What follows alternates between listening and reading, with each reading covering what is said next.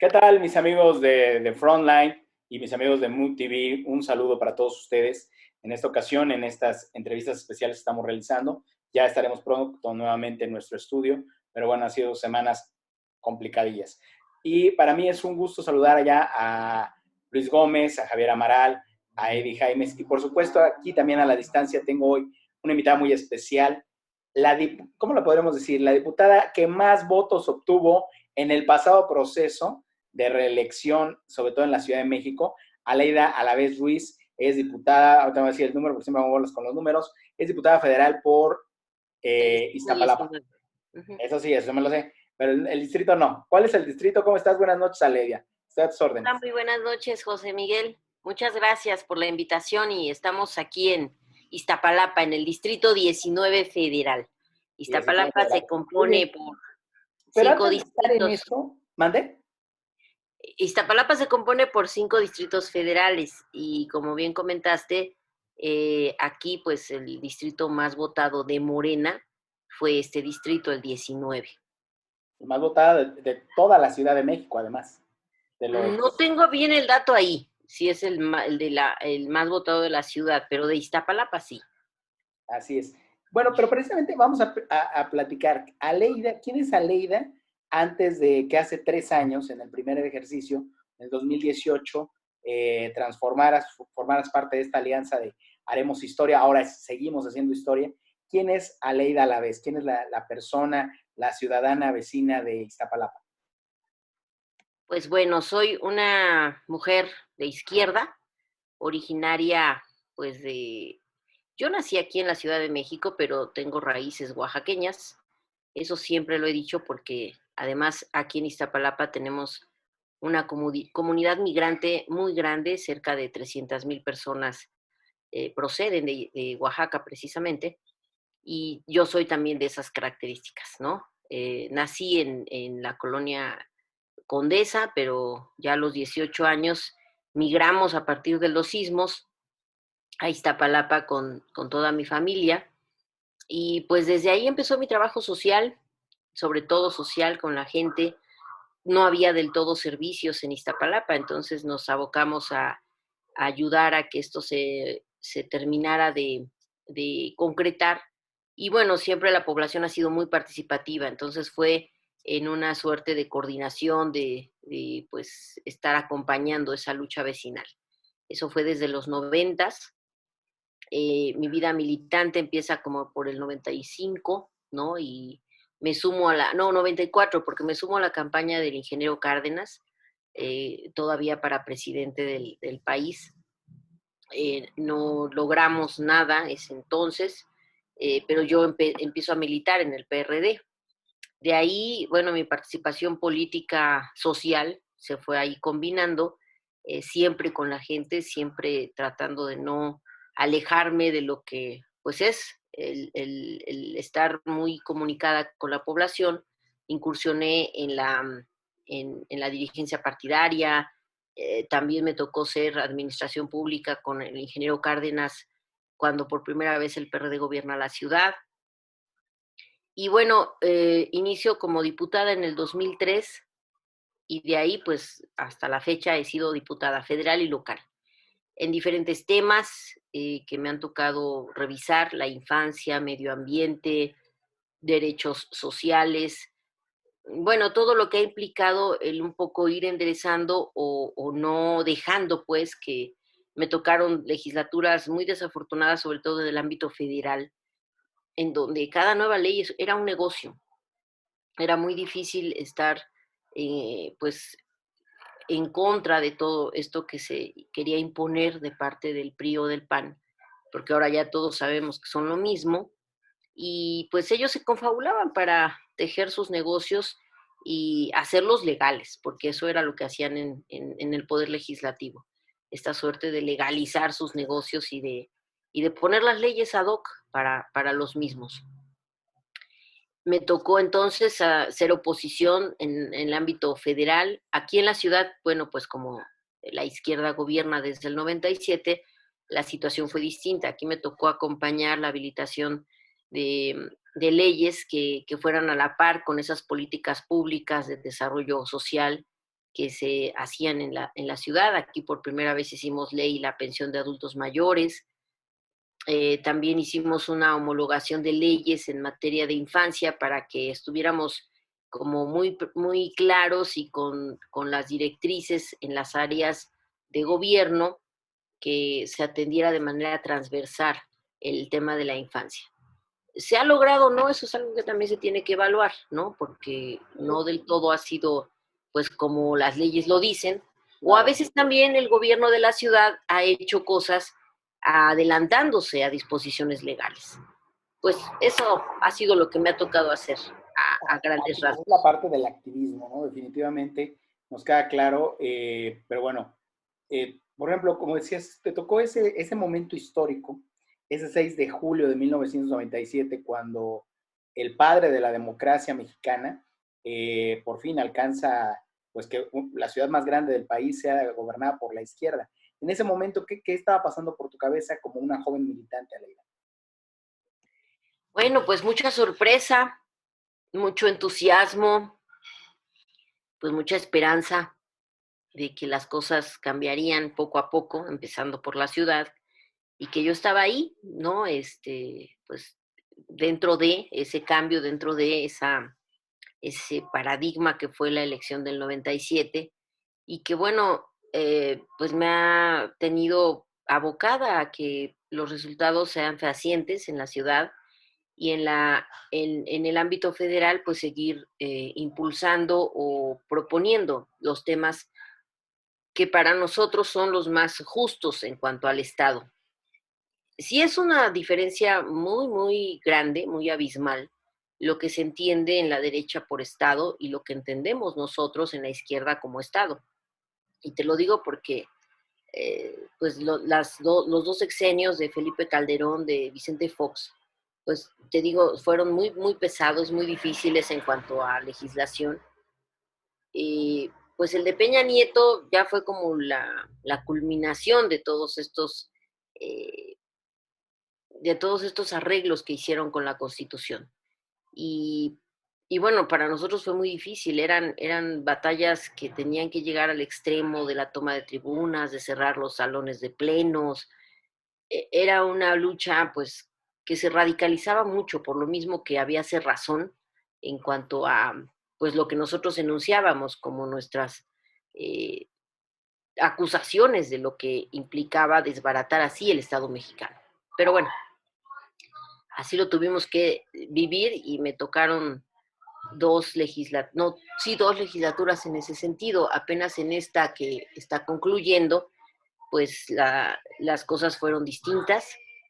Empezamos a arreglar el Estado de Derecho en términos, porque, no porque ese término no me gusta, porque ellos lo usaron mucho durante todos sus periodos como mayoría, pero entender que el Estado se adelgazó con ellos en funciones, en facultades, y que nosotros tuvimos que hacer de todo para lograr que ese Estado, pues, en la Constitución dijera muy puntualmente cómo se hace valer la educación, cómo se hace valer la salud, cómo se hace valer un estado de bienestar, ¿no? Para la población, en lo más toral, que es la salud, la educación y los derechos sociales.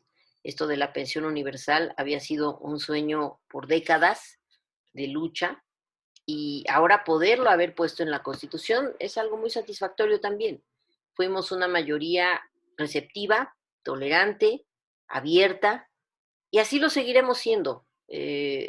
Más bien estamos deconstruyendo el Estado mexicano y eso implica el cambio a la Constitución y a las diferentes leyes.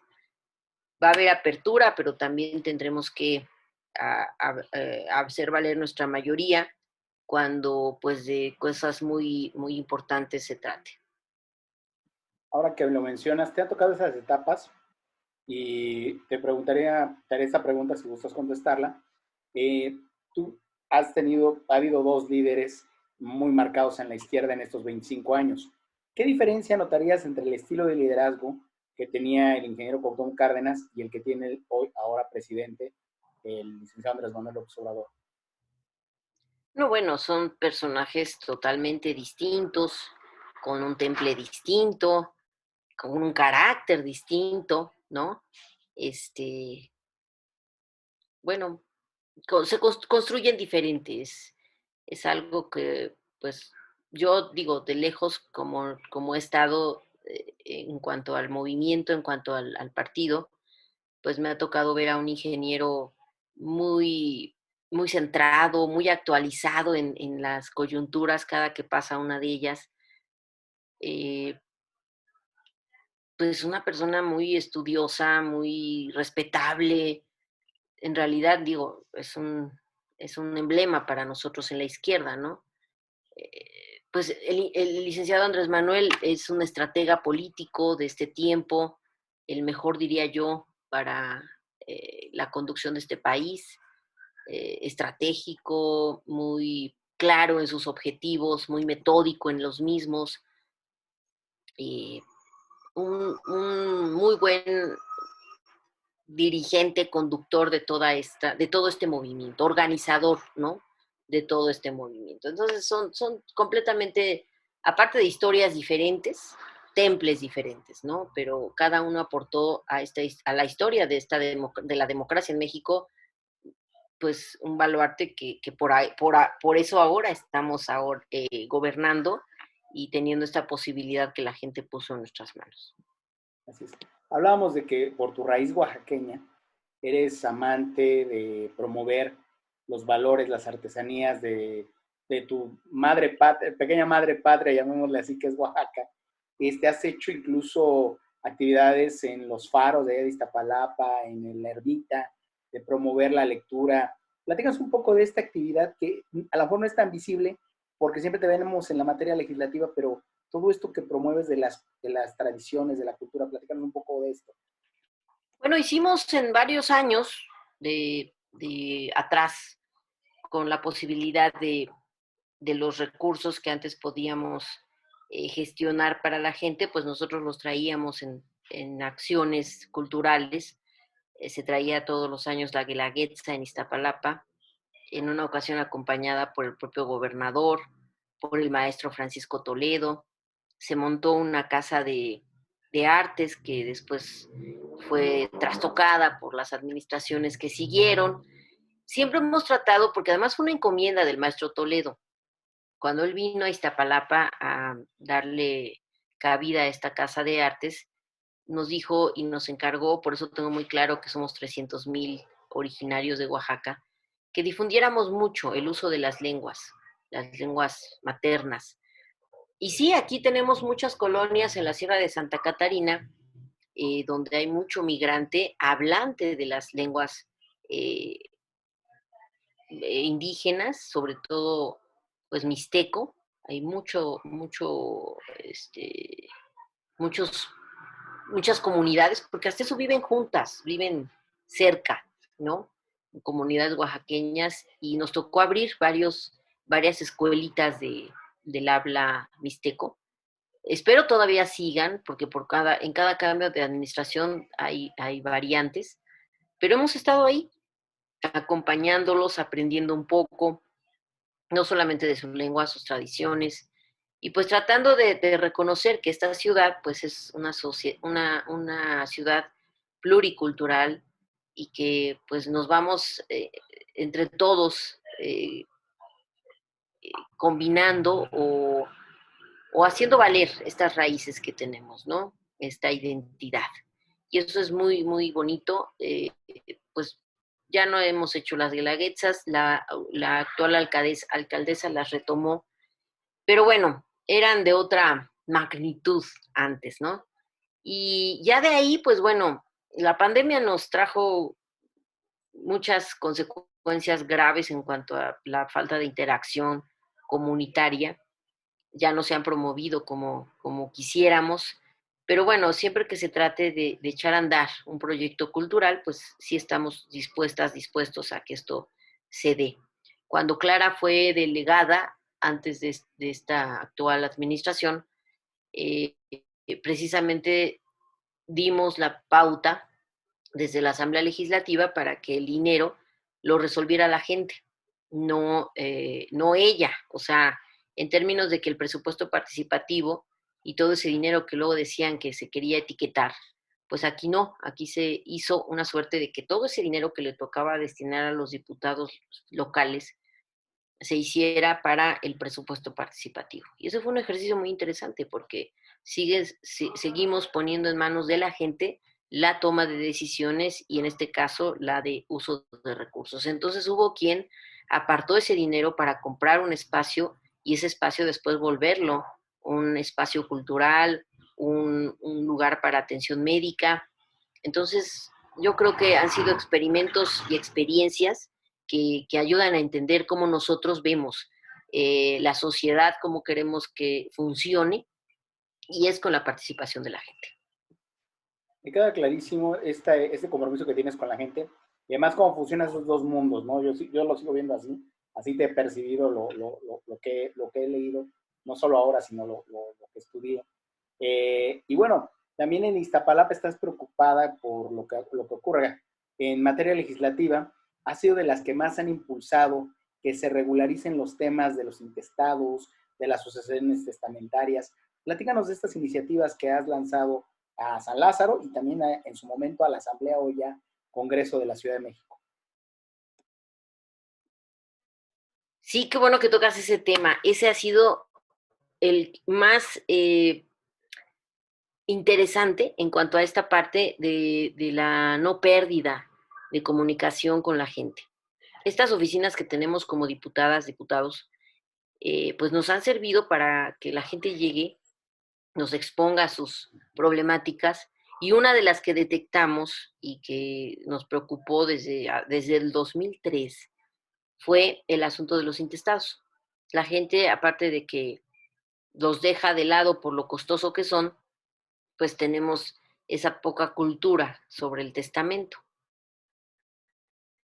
Entonces, hicimos una reforma que consistió, al menos estableciera que si no había conflicto familiar, el intestado se resolviera en una sola audiencia. Y ya no se tuviera que llevar el litigio, porque en realidad era absurdo, aunque pues son pocas, además, lamentablemente las familias que no tienen problemática para decir, sí, no hay problema, que la casa o el bien se quede para tal o cual, eh, y lo firman todos. Por eso se resolvería en una sola audiencia. A veces tampoco es viable porque no hay acuerdo familiar, entonces se va a un juicio. Y esos juicios, por lo regular, son tardados, son costosos, y te estoy hablando del 2003. Todos estos años nos la hemos los juicios intestamentarios no sean ni tan caros ni tan tardados. Entonces ahora estamos trabajando para que en el Código Nacional de Procedimientos Civiles logremos por fin esto, que igual como en la ciudad lo hicimos, si no hay conflicto familiar, se pueda resolver en una audiencia, pero más aún, que esta audiencia no sea onerosa, porque después la escrituración tiene otro costo y ese costo es muy alto. Mucha gente por lo mismo deja de concretar esa parte que es la escritura pública, y hay un vacío legal en cuanto al patrimonio. Entonces todo queda en el aire, todo queda sin que se resuelva. Hay familias que por 4 generaciones no tienen las escrituras y así se la pasan. Y ahora con el COVID, pues más aún, porque fallecían los propietarios intestado, intestado. Entonces, lo queremos resolver en una propuesta que tenemos de Código Nacional de Procedimientos Civiles, y esto lo estamos trabajando o lo queremos trabajar de manera simultánea con el Poder Judicial, porque sin ellos obviamente no avanzamos, pero sí es algo que emana además de la población, de las problemáticas que nos plantean en la interacción que tenemos con las vecinas y vecinos. Te reitero, te veo comprometida, ahorita vamos a retomar la materia legislativa, pero te veo muy comprometida con tu comunidad. Incluso hace poco, en otro tenor, hablando de Iztapalapa, preocupada por la movilidad, que es un problema tremendo en el lugar en el que estás. Hoy día, pues tienen ahí, por un lado, estás promoviendo el uso del cablebús, ya viene la línea que tendrán ustedes, ya existe la del lado norte, en la Gustavo Madero, ustedes ya tendrán una pronto en Iztapalapa, y hoy día tienen un tema ahí muy complicado, sabemos que también se vio afectado por los recientes acontecimientos del metro. Entonces, ¿qué haces tú o qué has estado promoviendo precisamente para resolver estos problemas o por lo menos concientizar a la gente de cómo deben de resolver estos problemas de movilidad? A lo mejor tu Bueno, pues lámpara, en ¿ves? audiencias, sí es que no se veía. En audiencias con los vecinos, con pues, los recorridos que nos tocan hacer en las colonias, por ejemplo, el problema que le plantea el secretario de Movilidad de la Torre 18 del cablebús, pues nos lo encontramos caminando las calles y platicando con la gente. Pues hay muchas cosas que ordenar, hay muchas cosas que reorganizar y rehacer en la parte de políticas públicas de acciones.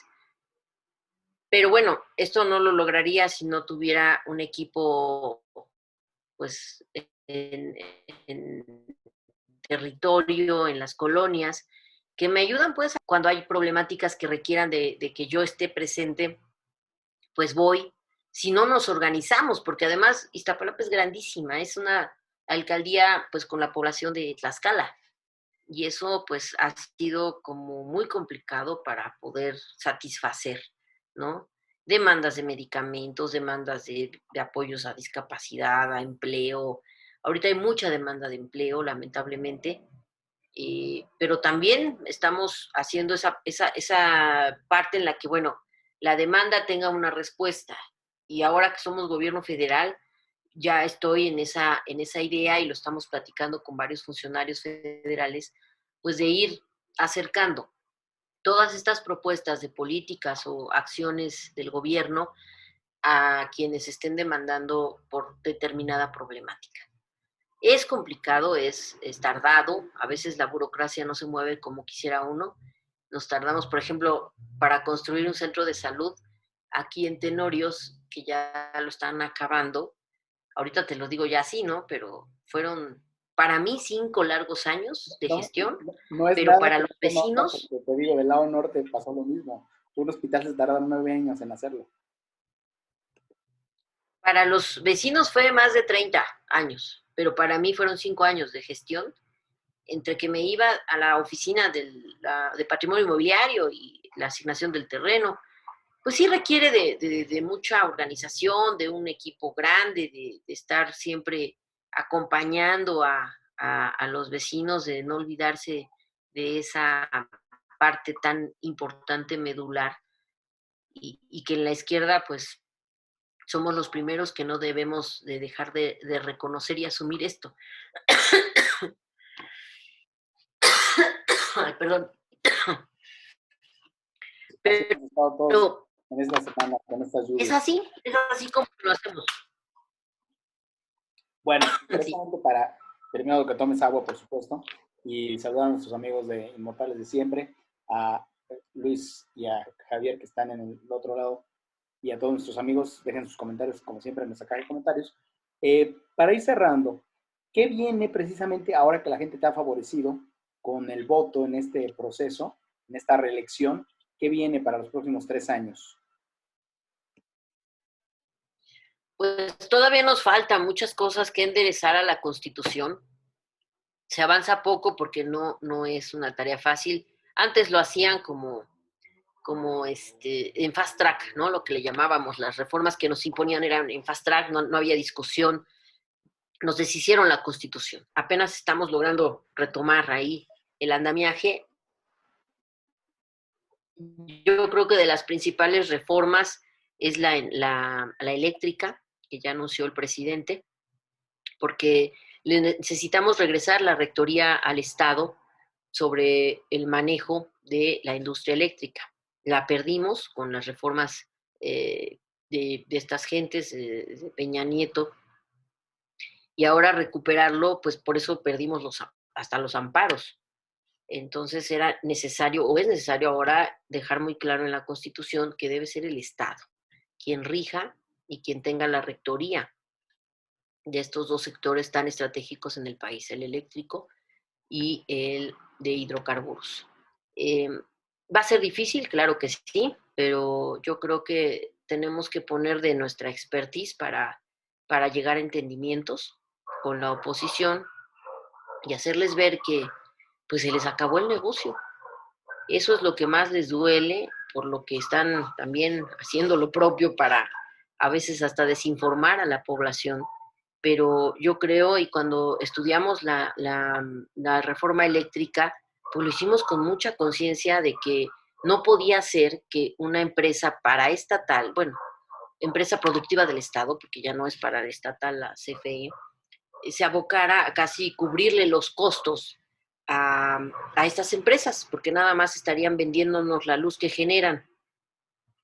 Y esa era como la condicionante, la modalidad de los contratos, toda una serie de cosas ya muy técnicas que bueno, no son del todo fáciles de digerir, pero sí nos queda esa claridad de lo que tenemos que hacer para que se retomen estos dos baluartes de la economía mexicana desde el Estado.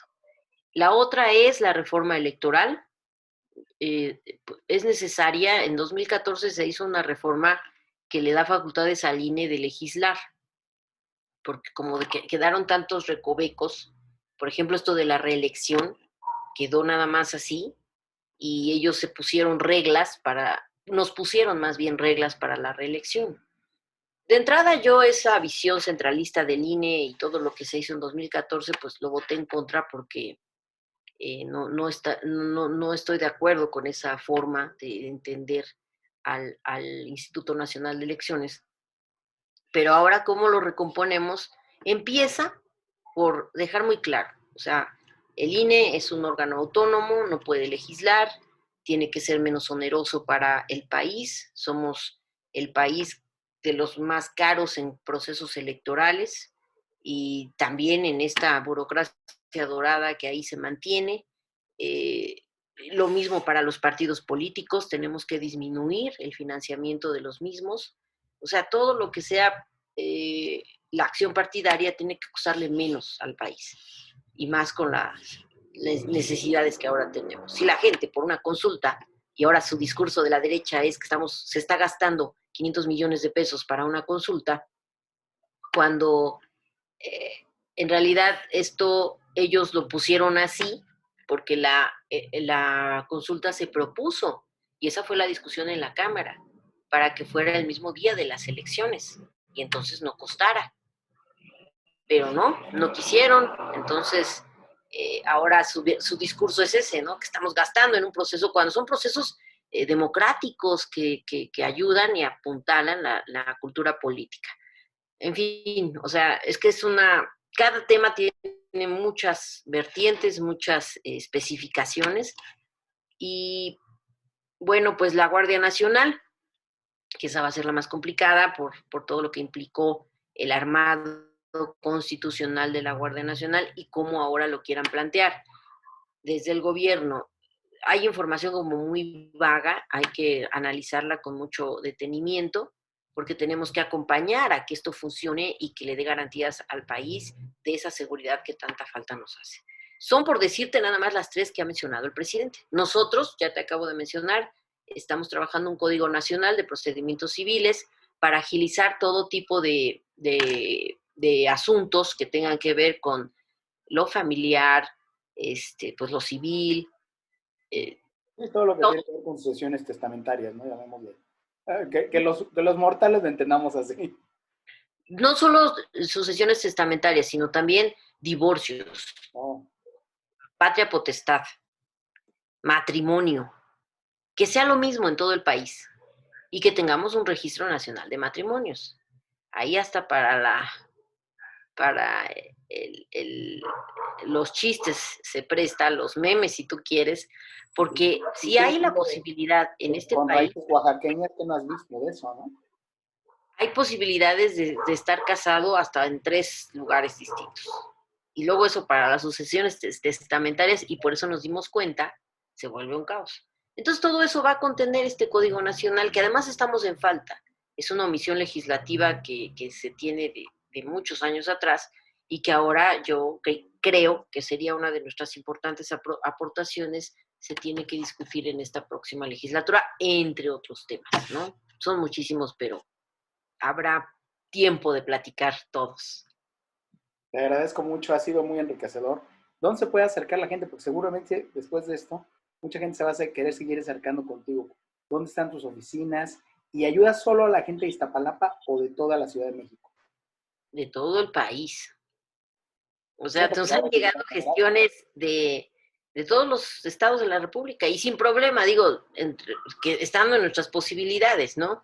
Nos da gusto que de repente una llamada al IMSS, al ISSSTE, ayuden a agilizar atención, trámites. En eso sí nos ha ido bien porque ya encontramos como el caminito. Y con todo gusto estoy para servir a la población en la calle Rocío 37, en la colonia La Era, de delegación Iztapalapa. Y yo doy mi teléfono, ¿eh? El celular es una oficina móvil, ahorita más con la pandemia, es el 55 26 99 38 16. A sus órdenes. Me dejan un WhatsApp y pues nos reportamos, porque esto yo lo administro de manera tal que pues hay varios compañeros que me ayudan a atender gestiones de todo tipo. Y adelante, adelante con quienes se quieran acercar, que para eso pedimos estar en el poder, en el gobierno, pues ahora lo hacemos valer atendiendo a la población. Aleida, en verdad te agradezco mucho estos minutos que nos has brindado para el Frontline, que los vean de otra forma diferente, de repente también, aunque ahora ustedes son la izquierda, es el gobierno, pues la gente sigue teniendo un gran desconocimiento de lo que realmente están haciendo en materia legislativa. Y esto, para eso hacemos esto, acercamos, como en el CLIME acercábamos relaciones, pues, precisamente que nos viéramos como iguales, pues ahora que vean en este gobierno y elecciones lo que continúa, ¿no? Y ojalá pronto en este 2021 o en el 2022, pues al fin que vas a estar 3 años en San Lázaro, nos puedas visitar allá en el estudio y nos va a dar muchísimo. Claro que sí, con mucho gusto. Te Y agradezco les mucho. estaremos informando todo lo que se haga en la Cámara a sus órdenes. Eso va a ser muy bueno también. Amigos, pues, Gracias, José Manuel. José Miguel. gracias amigos de Frontline y de MUTV, continúen con más contenidos en nuestros canales. Gracias, buenas tardes. Gracias.